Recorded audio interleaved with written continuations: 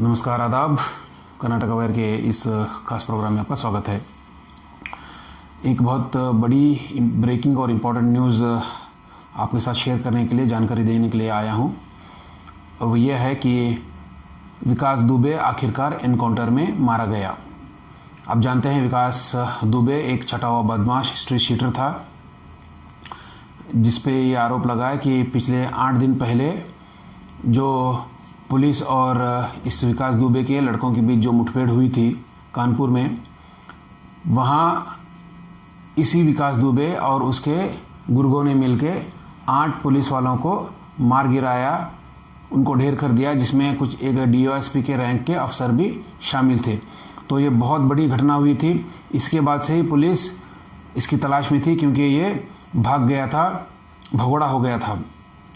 तो अब खबर ये आ रही है कि कानपुर में ही इस विकास दुबे का पुलिस ने एनकाउंटर कर दिया है। करीब 3 से 4 गोलियां उस पे उसे मारी गई हैं, ऐसा सुनने में आ रहा है, जो खबर बता रही है। तो वो अस्पताल ले जाने से पहले ही रास्ते में ही उसने अपना दम तोड़ दिया है। अब खबर थोड़ा डिटेल में ये है कि कल के दिन यानी गुरुवार के दिन जो 8 दिन से फरार चल रहा था विकास दुबे, उसको मध्य प्रदेश के उज्जैन में एक मंदिर में उसको पकड़ा गया। जो एसटीएफ है, स्पेशल टास्क फोर्स जो बनाई गई थी, वो उत्तर प्रदेश सरकार ने जो बनाई थी, वो एक खबर के मिलने के बाद वो उज्जैन पहुंच गई। ये बताया जाता है कि उज्जैन में वो मंदिर में छुपा बैठा था और वहाँ किसी सिक्योरिटी गार्ड ने विकास दुबे को देख लिया, पहचान लिया और उसने खबर दे दी पुलिस वालों को। तो इसी के बाद ही पुलिस हरकत में आई, एसटीएफ, और उसको धर दबोचा। और ये हम तस्वीरें भी इससे पहले देख चुके हैं, न्यूज़ चैनल में आया है, जिस तरह से उसको पकड़ा गया। उसमें उसको कुछ बेड़ियाँ भी नहीं पहनाई गई थी, वो आराम से आ रहा था। पुलिस वाले उसके पीछे थे, उसको पकड़े हुए। उनके एक तरह से उसने सरेंडर किया, ये कहता है कि विकास दुबे ने अपने आप को सरेंडर किया पुलिस के सामने। तो पुलिस वालों ने उसको पकड़ा और वो कानपुर उज्जैन से वापस उसको कानपुर ला रहे थे। तो खबर आज की है, जो अभी जो ब्रेकिंग न्यूज़ है, उसके मुताबिक पुलिस वालों का जो वर्शन है वो ये कहता है कि वो उसको जब कानपुर ला रहे थे, जिस गाड़ी में उसको बिठा के ला रहे थे, किसी वजह से वो गाड़ी का संतुलन बिगड़ गया, वो रास्ते में उल्टी होके गिर गई, वहीं से उसका एक्सीडेंट हो गया। तो इसके बाद जिस गाड़ी में विकास दुबे बैठा था, वो पुलिस वालों की किसी की पिस्टल लेके, तमंचा बंदूक लेके वो भागने की कोशिश कर रहा था और पुलिस वालों ने उसको घेरा। जब वो पुलिस वालों पे हमला करने की ताक में था, फिराक में था, तो पुलिस वाले सारे हरकत में आ गए और उस पर ताबड़तोड़ गोलियां भी चला दी। और ये भी दूसरी रिपोर्ट भी कहती है कि उसको सरेंडर करने के लिए कहा गया, लेकिन वो सरेंडर करने के लिए मना किया। उसने गोलियां चलाना शुरू कर दी। तो जवाबी हमले में, जवाबी कार्रवाई में पुलिस वालों ने विकास दुबे को मार गिराया है। अब ये खबर आ रही है कि वो मर चुका है। अब ऑफिशियली हो सकता है कि ये डॉक्टर भी कंफर्म करें, लेकिन फ़िलहाल जो खबर है इसके मुताबिक एनकाउंटर में मारा गया है विकास दुबे। और इसके साथ जुड़ी हुई इम्पोर्टेंट 2-3 बातें ये भी हैं कि काफ़ी इंटरेस्टिंग है कि पिछले 8 दिन में जब वो फरार चल रहा था, तो पुलिस वाली, उत्तर प्रदेश पुलिस ने विकास दुबे के कई सारे गुर्गों को भी, करीब 6 से 7 के आसपास गुर्गों को एनकाउंटर में मार गिराया है। इसमें कुछ खबरें बिल्कुल सिमिलर हैं, एक जैसी हैं, कि उसका एक कोई साथी जो फरार चल रहा था, उसको पुलिस ने धर दबोचा, पकड़ा और वो पुलिस से भागने की कोशिश की। पुलिस का रिवॉल्वर छीन के या पिस्टल छीन के वो भाग रहा था। तो पुलिस ने जवाब में गोलियां चलाई और उसके साथ जो विकास दुबे का साथी था वो मर गया। करीबन इसी तरह की कहानियां हमें सुनने को मिल रही हैं कि किस तरह से इनकाउंटर किया। अब इसी लाइन में विकास दुबे का भी नाम जुड़ गया है। विकास दुबे को के लिए भी यही कहा जा रहा है कि वो मौका देख के फरार होने की कोशिश कर रहा था, बंदूक छीन के भाग रहा था और पुलिस वालों ने विकास दुबे को मार गिराया है। इसके बाद अगर थोड़ा सा इसमें एनालिसिस करें तो थोड़ी सी इसमें सवाल भी उठाने लगे हैं कुछ जो विरोधी पक्ष हो सकते हैं, जो इसमें जो एनालिसिस कर रहे हैं इस पूरी चीज़ का, वो भी कुछ एक सवाल उठा सकते हैं कि आखिर इतना छटा हुआ बदमाश जो जिस पर 8 पुलिस वालों को हत्या करने का आरोप है, आखिर इसको क्यों इतनी ढीली सिक्योरिटी में लेके आया गया, क्यों इसको कड़े बंदोबस्त में नहीं लाया गया, इस पर बेड़ियां क्यों नहीं लाई गई, जबकि पुलिस वालों को मारने का इस पे आरोप है। इससे ज़्यादा करीब 60 केस इस पे अलग अलग मामले में इस पे दर्ज हैं, जिसमें खून करना है, किडनैपिंग है, डराना धमकाना, इतने सब केस हैं। और इतना ही नहीं, इसने इससे पहले उत्तर प्रदेश की सरकार में एक रहे मंत्री का, संतोष शुक्ल नाम के एक मंत्री थे, उसका खून करने का आरोप भी है, वो भी पुलिस स्टेशन के अंदर।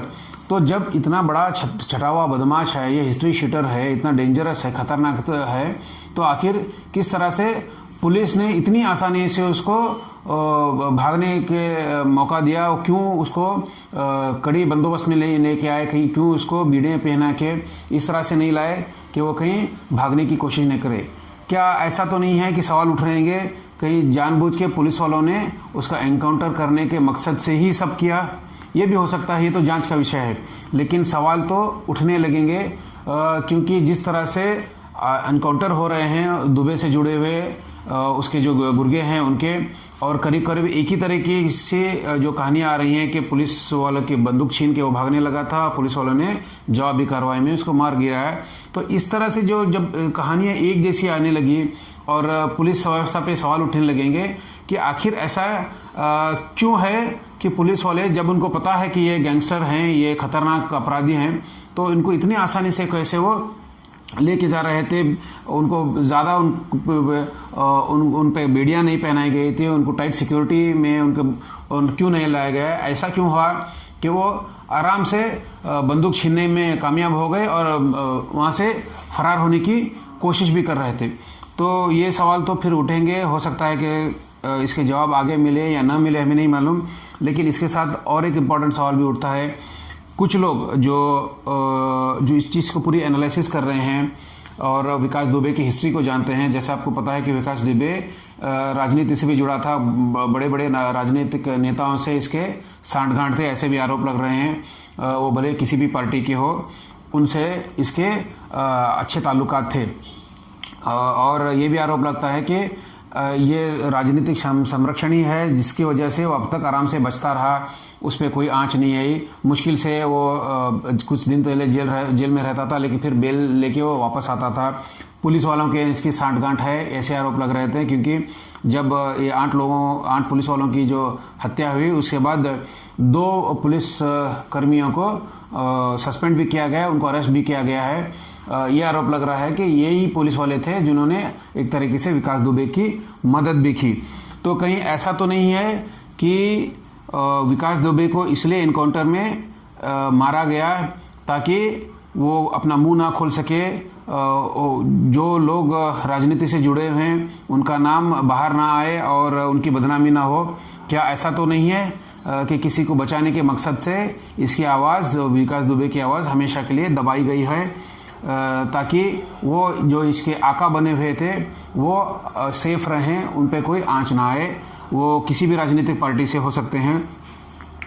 तो ये भी सवाल उठेंगे, आखिर पुलिस इनकाउंटर पर ही क्यों जा रही है, क्यों उसको अरेस्ट नहीं कर रही? अरेस्ट भी कर सकती थी, उसको सज़ा दिलवा सकती थी, जो कानूनी कार्रवाई के तहत उसको जो भी सज़ा है वो सज़ा मिलवा सकती थी, उसको उम्र कैद भी हो सकती थी, फांसी भी हो सकती थी, कोई भी सज़ा जो कानून का प्रावधान देता है उसके हिसाब से हो सकती थी।